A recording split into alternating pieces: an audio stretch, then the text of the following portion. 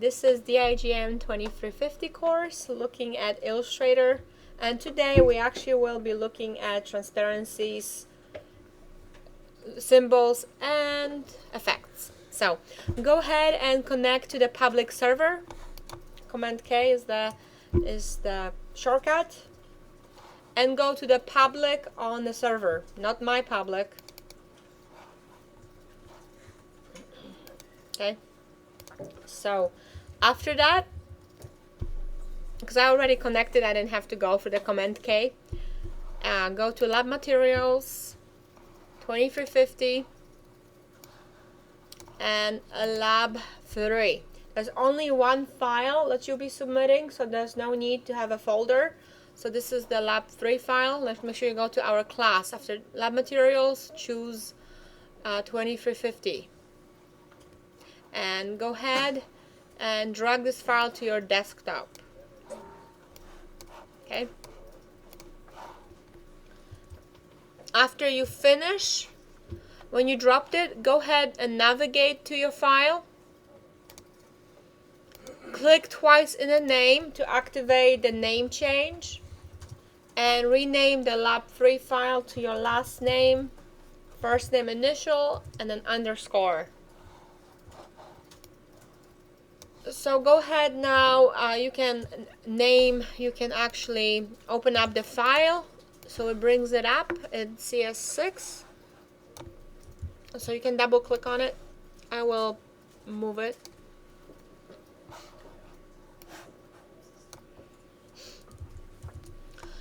So if you notice, we have several artboards, and actually I need to show mine. Things around. We have several ones, and if you look at your, let's see where I want to look for now. Go ahead, navigate to your layers palette. If you don't see it, I will reset my workspace, so it'll be easier to see. Notice we have several layers, which you had to do layers anyway for your assignment. But so what is the main purpose of layers? Separate your work. Yeah, so organize. So organizing makes things easier, and I will show you some other things that layers will do, but I will not be recording it, but you can see. So the next thing, obviously the layers have its own implications, but what we're gonna work with is transparency. So let us select the first dark blue dot on top. Select that one. And now I want you to go into your transparency option. If you don't see it here, you can just pull that out. You can pull the names out. See what I did? I just pulled it out. If you cannot see it here, go under Window, Transparency. I will zoom in so you can see. Now, what we're gonna do for opacity, it's, you know, more opaque, you can actually see it all. If it's less opaque, it's more transparent. So select it to be 80. Okay.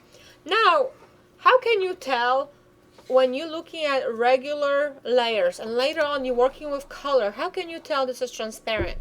Could it also be a fill that you're using, right? Okay, so how would you know if this actually is indeed transparent? Yeah, but there is an option that's in the video that you're supposed to be watching. It's in the appearance panel. Yes, well, yeah, appearance panel, but what else? You can make it easier on you, because you have to click on every one of them. You can actually go under View and select Show Transparency Grid. It's kind of midway through. Okay, and now you can see that it is transparent. Okay, so go ahead. We want to do this one as 80. Do the bottom as 20%. And then the other ones, I just want you to go from darker from more opaque to less transparent. So whatever measurements you want to do in order. So I did 80, I may do 60 for the next one. So it's up to you, as long as it looks like it's becoming more transparent.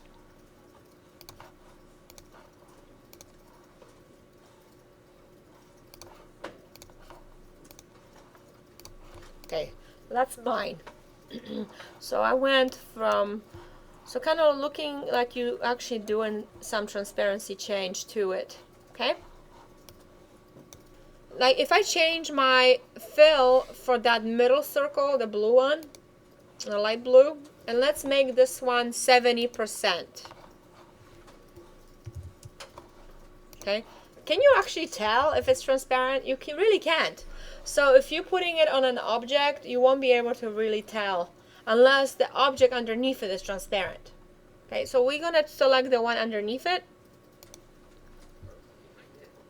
Right, same thing, behind it, underneath it. And then make this one 50% transparent. Now you can see that both of them are transparent. Okay. And that's it for this part. Right? So we can, at this point, I would suggest you save your document because you don't want to lose anything. So if you renamed it, just do Command S or go File, Save. I closed. Alright, so you can go ahead after we did our transparency, and we don't need to look at it anymore. We can go ahead under our view and then hide the transparency grid. So go under Hide Transparency Grid, which is Command Shift D. See if that works. Okay. Now you notice here in the bottom, when we did the transparency, you also have the different options like the opacity, and then you have mask here. You notice that? So we actually will be looking at what does it mean to do opacity mask, and how is that helpful, and how is it different than clipping mask. So we actually will start with a clipping mask, which you can apply in your layers, or you can actually do it another way. So what I want you to do for the text that we have right now, select the text and the shape right behind it. So hold the Shift key, and then go under Object, go right on the kind of towards the bottom, clipping mask, and then Make. So what happened? You see that the text got clipped to the background, so you don't see the text itself. I mean, you see the shape of the text, but not the color of it, right? So let us undo it, and just Command Z, undo. What if, would anything change? You think anything would change if we make this text gray? You think anything would change? Okay, well, you're right. So let us try it. So select only the text, the fill only, and what we're gonna do, go to your swatches. Okay, and then notice the swatches, you also have the gray bar of the swatches. Just choose one that's 50% gray. So it's gonna tell you K50. Okay, kind of middle. Okay, then again, with both selected, the text and your box behind it, go under Object, Clipping Mask, and Make. Obviously nothing changed, it's all the same clipping mask. So it does clip your object directly, and you can actually see in the layers, if you click on it, look what that clipping mask, actually I created it, it actually will tell you it is a clipping mask. Okay, the way it's stacked up. This one is the name I gave it, so I don't think it's gonna name it for you, but it's gonna show you here in the name. Right? Now you may see, let's do similar thing, except this time we're gonna do opacity mask. So go ahead and select the background and the text. Hold the Shift key. Go to your transparency and click Make Mask. Okay, first thing you notice what happened here. You have on the mask, if I zoom into that thumbnail, says that we have a black, everything except the text. So does it look any different? Does it look any different from the other one? Not right now, right? But it is different, and so we're gonna actually test that theory. So undo. Now what we're gonna do is we will make the text different shades of gray. The clipping, the opacity mask, the way it works, it actually works from black to white and shades of gray, And depending how much you do, it's going to unmask something and give it more transparency or less. Where white is completely opaque, I guess transparent, where you only see the object underneath it. And black is where you have only the text and nothing is transparent. That makes sense?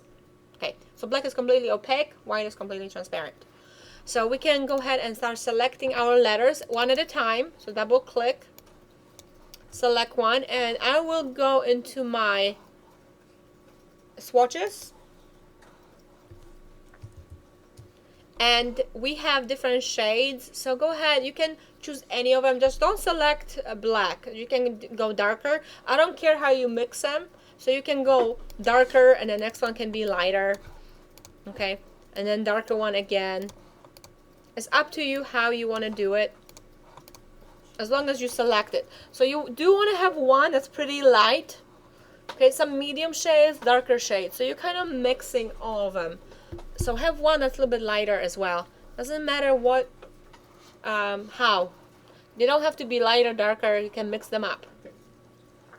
But do have at least one 5 or 10% K. Okay, do have one at least 5 or 10% K. Okay. Now, after you did that, go ahead, select your selection tool. The hotkey is V. Oh, not that V. If it doesn't work, obviously for me it didn't work. I'm just going to my tool, selecting it, and go ahead and select both text and the rectangle behind it, holding the shift key. And now go into your transparency and make mask. And you see the difference? Notice what happens to your text. Because clipping mask doesn't give you the same options where you get with transparency mask. We can grade it out for you. Just make sure both of them are selected when you do it. Make sure your background and your foreground are selected. Otherwise it won't work. So we'll go ahead and save your file, and then we will continue to the next part. So do Command S and save.